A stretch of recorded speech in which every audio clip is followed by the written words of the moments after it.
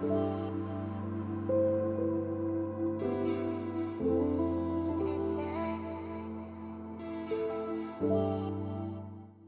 pretty much we've worked on the indexer and our climber. We've been getting parts ready for our shooter, and we've also been working on our like getting our belts around and stuff for our rig. Impact's looking really good. We got the award submitted on time, so the executive summaries and the essay, they were submitted on time. It was really nice. We've been working on our prepared speech. Most of us are memorized already. In spirit right now, we are we are really close to finishing our week 1 posters.